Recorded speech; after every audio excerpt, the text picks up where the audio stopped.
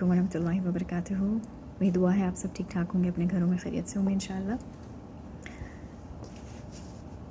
जब एक लड़की की शादी होती है तो उसकी सारी ज़िम्मेदारी उसके बाप से शिफ्ट होकर उसके शौहर पर चली जाती है। जिस तरह अल्लाह सुब्हानहू व तआला का रिज़्क़ सिर्फ़ खाने पीने और कपड़े और घर तक यानी हमारी छत तक महदूद नहीं है, इसी तरह शौहर का फ़र्ज़ अपनी बीवी की तरफ सिर्फ़ नान नफ़क़े तक महदूद नहीं है।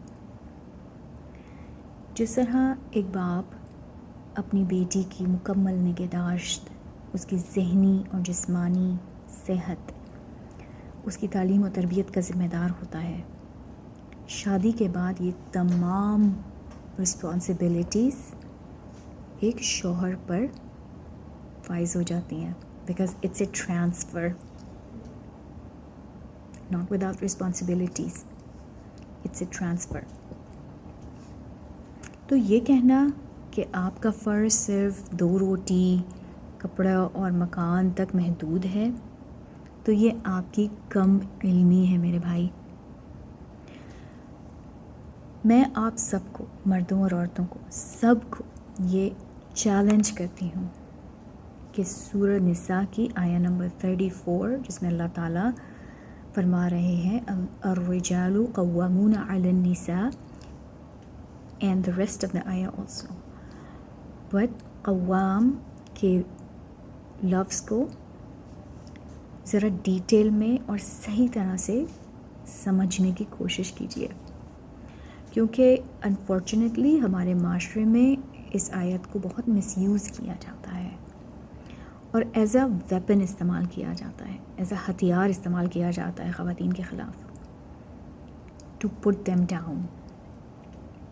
And I feel like that's an action that Allah subhanahu wa ta'ala does not like, which is using the Quran and Hadith to put someone else down or to win an argument or to one up people. अपनी बड़ाई दिखाने के लिए आप कुरान और हदीस का इस्तेमाल करें। इसीलिए जब हम कुरान को पढ़ें तो हमें चाहिए कि हम ये दुआ मांगें उससे पहले कि अल्लाह ताला हमें हिदायत और शरह सदर अता फरमाए, ताकि हम सही तरह से उस आयत की सच्चाई को समझ सकें और पहचान सकें और वो हमारे दिल पे असर करे, तो हमें उससे फ़ायदा भी पहुँचेगा, फिर हमारे अमल भी चेंज होंगे।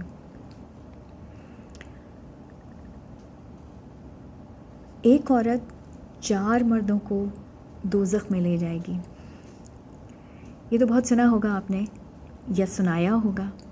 सुभान अल्लाह। इसकी एक वजह ये भी तो हो सकती है कि आपने उस औरत का इतना हक़ मारा हो कि क़यामत के रोज़ आपकी सारी नेकियां उसके खाते में और उसके सारे गुनाह आपके खाते में डाल दिए जाएं, जिसकी वजह से आप दोज़ख के हक़दार हो जाएं। ये भी तो वजह हो सकती है ना, ध्यान कीजिएगा। मैं मर्दों के ख़िलाफ़ नहीं हूँ, मर्द मेरे भाई हैं, मेरे बाप मर्द थे, मेरा शौहर, मेरा बेटा, ये सब मर्द हैं, मैं उनके ख़िलाफ़ नहीं हूँ। मैं उस सोच के ख़िलाफ़ हूँ जो ये कहती है कि औरत मर्द की ज़िम्मेदारी सिर्फ़ इस हद तक है कि उसकी बेसिक नीड्स को पूरा कर दिया जाए, जैसे कि रोटी, कपड़ा और मकान, जो कि एक जानवर की ज़रूरत है, एक इंसान की नहीं। और ये कि शौहर पर औरत के जज्बात और एहसासात और उसकी सेहत और उसके सुकून का ख़याल रखना फ़र्ज़ नहीं है या उसकी ज़िम्मेदारी नहीं है। देखिए, आपके बेहतरीन अखलाक का हक़दार आपके अहलो अयाल होते हैं, और आपके अहलो अयाल में सबसे पहले आपकी बीवी आती है। जी हाँ, माँ बाप भी नहीं आते। क्यों? کیونکہ آپ کی ماں کا خیال رکھنا آپ کے باپ پر فرض ہے، بالکل اسی طرح جس طرح آپ اپنی بیوی کا خیال رکھتے ہیں، الا یہ کہ انہیں آپ کی ضرورت ہو، وہ آپ پہ ڈپینڈنٹ ہو. لیکن اس کا مطلب یہ ہرگز نہیں ہے کہ عورت کا یا آپ کی بیوی کا حق مارا جائے. سبحان اللہ. Everything you spend on your family, your اہل و عیال, your wife tops the list, is a sadaqah. Such a huge way of earning reward from Allah subhanahu wa ta'ala. And the best of the sadaqah is what you spend on your family. سبحان اللہ. ایسا کیسے اللہ تعالیٰ کر سکتے ہیں کہ ایک عورت جو اپنا سب کچھ چھوڑ کے اپنے آپ کو آپ کے لیے وقف کر دیتی ہے، اس عورت کے دل و دماغ، صحت، جذبات کا خیال رکھنا اللہ تعالیٰ کی لسٹ میں ہی نہ ہو؟ ایسا کیسے ہو سکتا ہے؟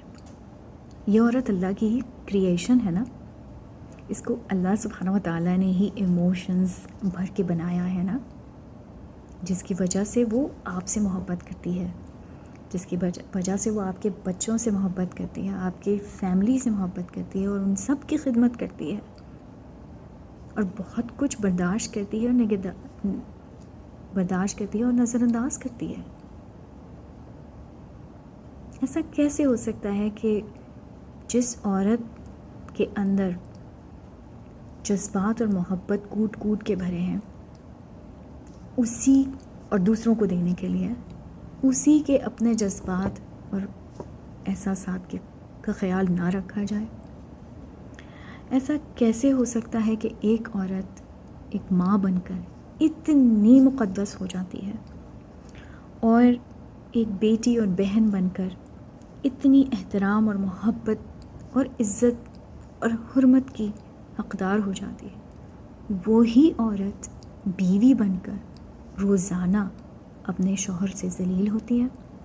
اس کے دل، احساسات اور جذبات کو تو آپ رہنے دیں، اس کی سوچ اور اس کی عقل کو بھی کوئی ویلیو نہیں دی جاتی. ایسا کیسے ہو سکتا ہے؟ اللہ سبحانہ و تعالیٰ یہ چیز کیسے برداشت کر سکتے ہیں؟ میرا ذہن تو نہیں مانتا اس بات کو. کم از کم یہ تو کیا جا سکتا ہے نا کہ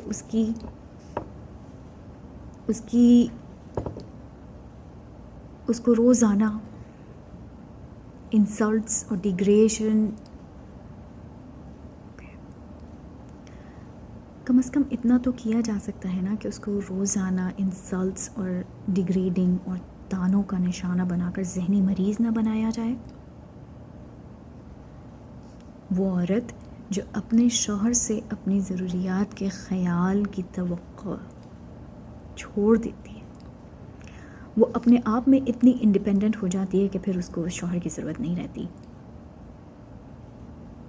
کوئی بھی انسان روزانہ بے عزت ہونا پسند نہیں کرتا، کوئی بھی انسان تانے سننا پسند نہیں کرتا، کوئی بھی انسان یہ برداشت نہیں کر سکتا کہ اگر آپ نے اس کے ساتھ کچھ اچھا کیا ہے تو بار بار اس کو وہ سنایا جائے، یاد کرایا جائے.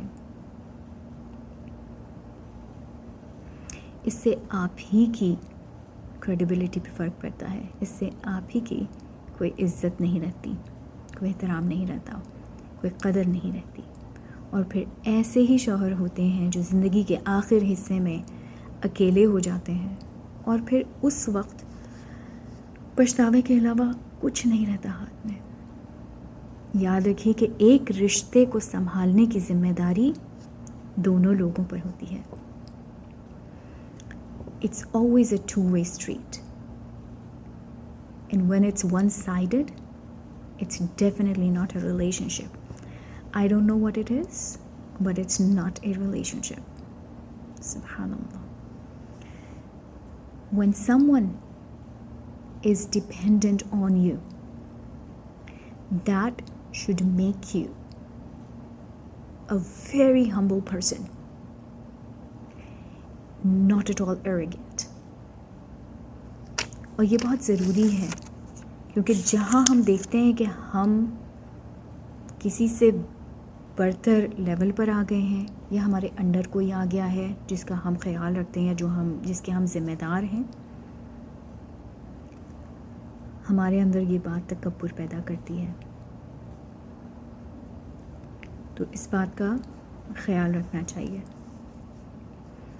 کہ جب اللہ نے ہمیں کسی کی ذمہ داری سونپی ہے تو یہ ایک آنر کی بات ہے. انشاءاللہ اللہ ہم سب کو شرح صدر عطا کرے، قرآن کو صحیح طرح سمجھنے اور اس پر عمل کرنے کی توفیق عطا کرے. مگر یاد رکھیں کہ یہ توفیق صرف انہیں ملتی ہے جو اس نیت سے قرآن کو پڑھتے اور سمجھتے ہیں اور پھر عمل کی طرف قدم بڑھاتے ہیں اور کوشش کرتے ہیں. اپنا خیال رکھیے گا، انشاءاللہ پھر ملتے ہیں. السلام علیکم ورحمۃ اللہ وبرکاتہ.